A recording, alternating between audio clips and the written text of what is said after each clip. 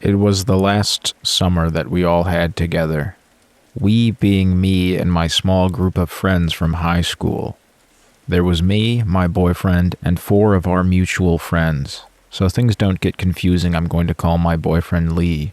My 4 friends can be Allie, Harrison, Landon, and Kathy. It was originally me and my boyfriend's plan, just the 2 of us going up to his parents' summer house in a nice rural area.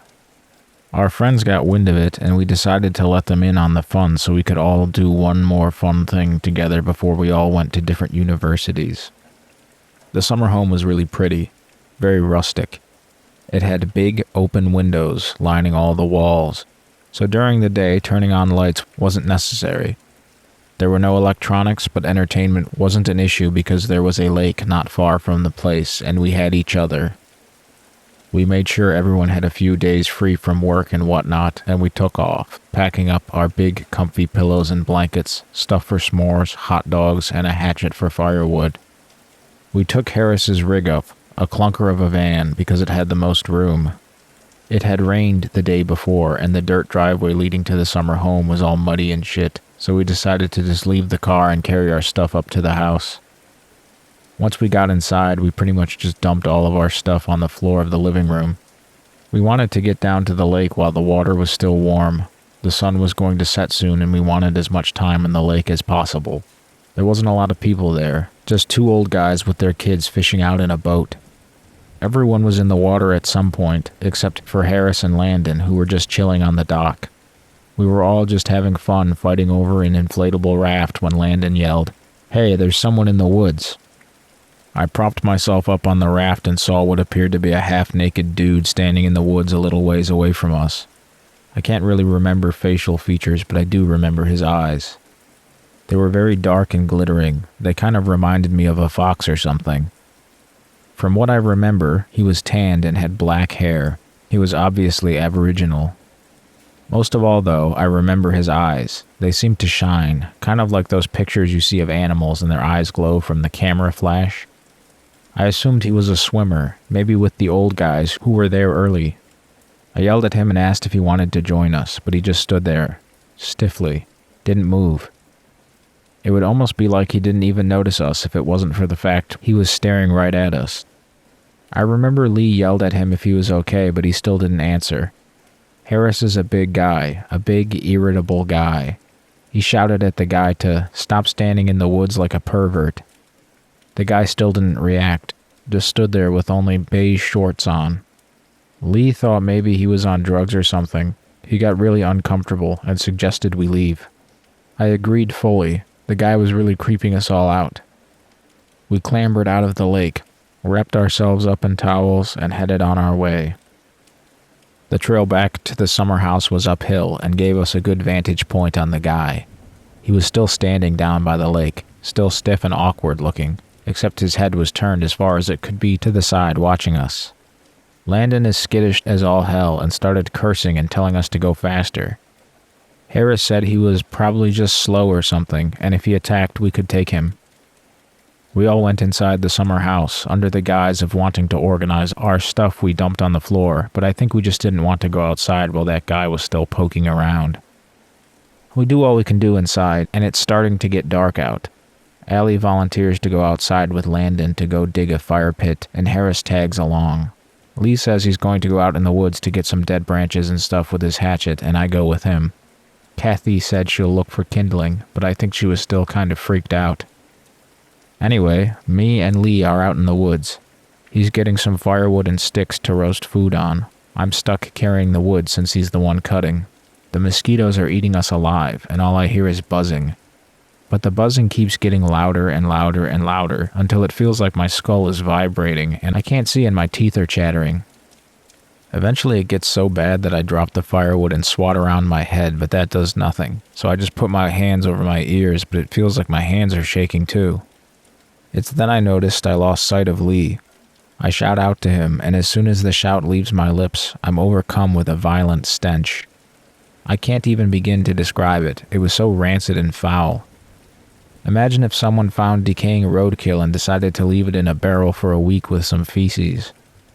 Now imagine them holding your face to the barrel and opening it, He might get an idea of the smell. I put my hands over my nose. It took all my willpower not to hurl. I start heading back to the house when I catch someone out of the corner of my eye. It's Lee. I feel really relieved to see him and start to walk towards him, about to make a joke about how he tried to ditch me, but he doesn't really react. He just stands there stiffly without any real emotion in his face. His face is slack, like he's forgotten how to smile or make any emotion for that matter. His posture isn't relaxed like usual. He looks tense, like all his muscles had cramps in them. My smile drops from my face and he lets out a wheezing, gasping noise.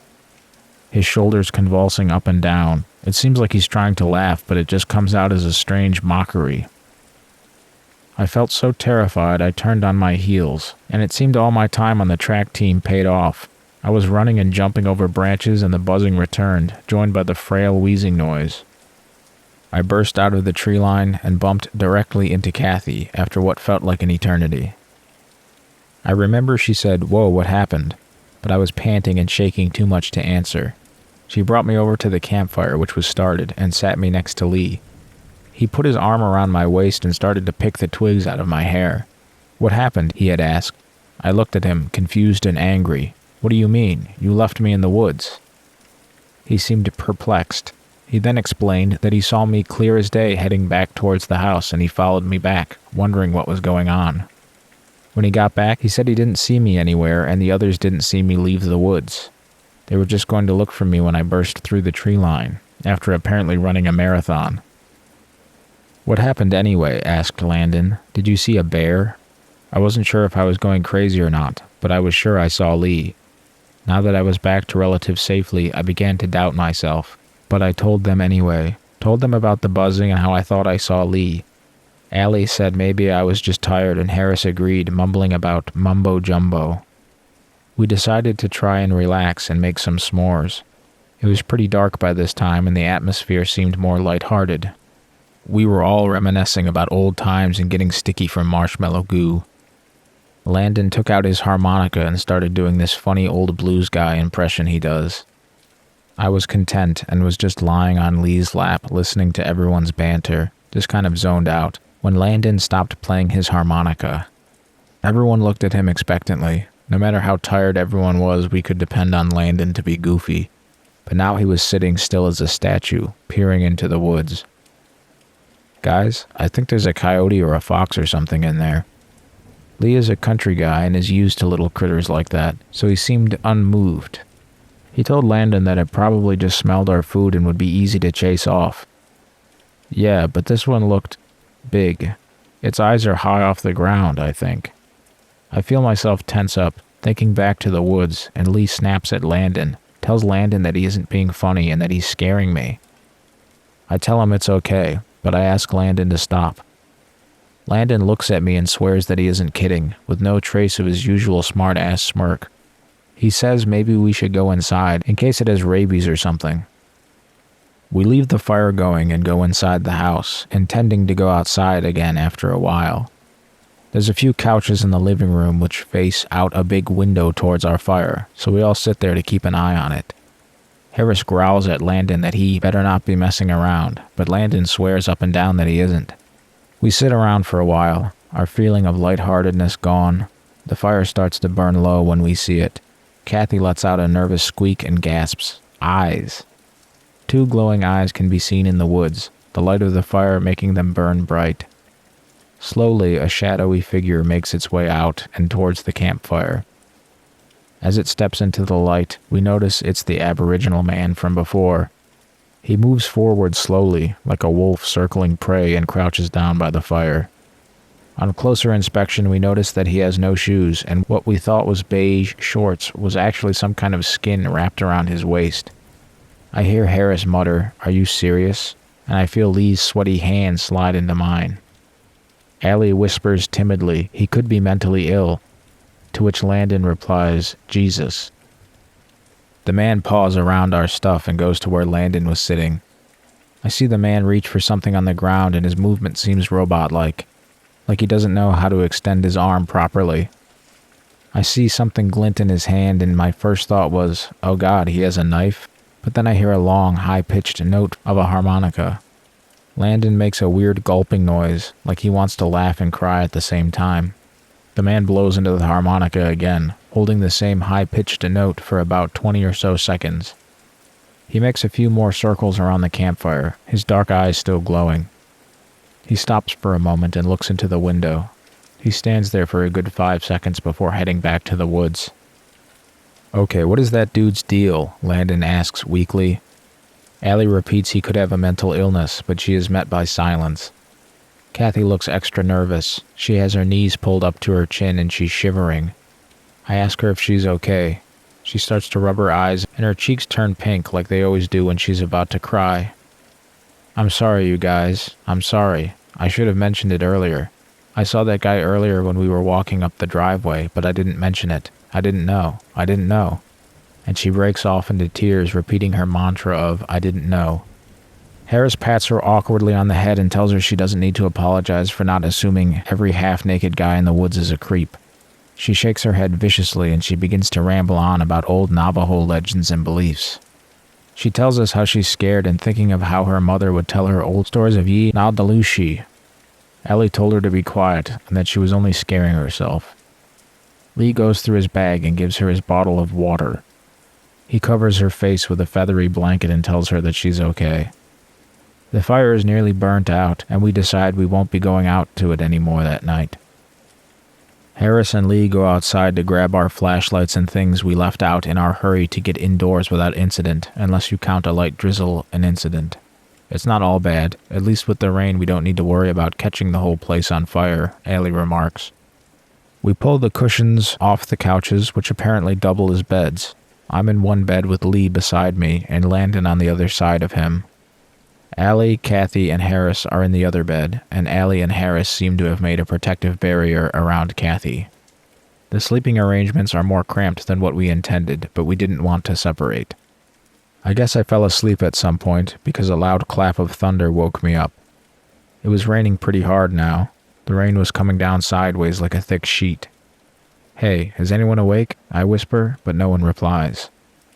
There's a flash of thunder and I can make out Allie, Kathy, and Harris's sleeping forms. Lee has his arms around me and I pull the blanket up over his shoulders and snuggle in closer. Another flash of lightning and I see it. Those two green-yellow orbs lit up in the darkness, standing right at the huge ground-level window. The house goes dark again, but the light of those orbs are burnt into my retinas, and it seems everywhere I look for a couple seconds, the orbs are there. Another flash of lightning and I see the man walking along the side of the window. It goes dark again, then bright, and now he's outside the window at my feet. I nudge Lee awake and tell him not to move, that the man is circling the house. He shushes me and kisses my ear and the lightning flashes again. The man has made a full circle and is to my left again. "I think he's trying to get a rise out of us," Lee whispers. I ask him what we should do. Stay still, I guess. If he gets in, I have my buck knife under the pillow.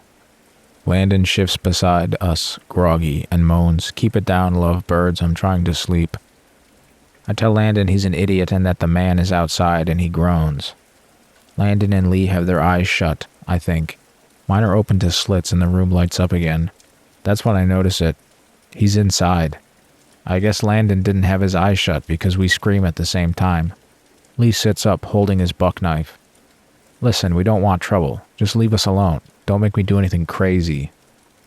The man is moving slowly forward, eyes glittering in the darkness. Lee staying still, unable to see in the darkness. The man opens and closes his mouth a couple times and in a choking growl says, "Trouble, trouble." His voice doesn't sound right. It gives me a sick, sinking feeling inside. It sounds like a scratchy record, maybe like a parrot or something. The room lights up again and the man is nowhere to be seen. Harris and the others are sitting up now, bewildered. Lee is on his feet, pulling on a shirt. "He's in here." He brandishes his knife around. "We need to leave." My eyes are starting to adjust and I see the shape of Allie tilt her head. It's dark as shit and pouring rain. Harris is on his feet now, reaching around in the darkness for a flashlight. "I think he's the one that needs to leave," he growls, and he makes his way to the kitchen, hatchet in hand. Lee follows closely behind, and, noticing they took all the weapons, the rest of us follow, Kathy sticking to me like glue. "This is what it wants," she mutters. "It's a game." We check the house, upstairs, every room, every closet, and we don't find anything. We all return to the living room after that, trying to decide what to do. "It's going to be morning soon," Harris says. "We'll leave as soon as the sun comes out." I didn't want to stay there any longer, but blundering down the long, muddy driveway in the darkness was not an attractive option either. We all settled back in. I think we all got scattered sleep except for Lee, who sat up the whole night, keeping watch. Every time I drifted off, I found myself jolting awake again. Eventually, the sun rose, and the outside was bright and pink. We hurriedly shoved our crap in our bags. My bladder felt like it was going to burst, and when everyone went outside, I asked Kathy to come to the side of the house with me to pee, because I was not going back in the house. She still looked traumatized, her dark skin looking pale, and she hugged her own shoulders. I squatted down to pee by the house and told her not to look. She didn't reply, but I didn't expect her to. I finished and stood back up, and I told her to come. She stood still, her arms crossed, looking at the ground. "Come on," I urged. I started towards the others, peering around the corner. Kathy was with the others, sitting on the stairs. I felt a sinking feeling in my stomach and turned around to see the Kathy doppelganger, her arms wrapped around her shuddering shoulders. She lifted her upper lip in a weird sort of smile and sighed heavily, mouth opening and closing. Her breath hit me and I smelt the repugnant scent from before. I choked and she backed slowly towards the tree line, staring into my eyes, not blinking. She choked out the words, "Come on," in that strange animal voice. During the "on," the voice changed into something that sounded like a fox, and she vanished into the underbrush. I guess that's pretty much it. We rushed to the van, loaded our shit, and hightailed out of there, trying to ignore this disgusting aroma that seemed to follow us in a strange voice croaking lovebirds. Nothing terrible happened after we left. No strange twist. A lot of nightmares of that thing, me waking up to see it outside my window or at the end of my bed. I'm not in contact with Allie anymore. Kathy stays at home. Never did go to uni to get her degree. Landon changes the subject if anyone brings it up, and Harris just gets mad. Lee will listen to me when I wake up in a cold sweat. He did talk about being on watch during one occasion, but can tell he wants to pretend nothing happened. That isn't to say I'm overly eager to discuss it.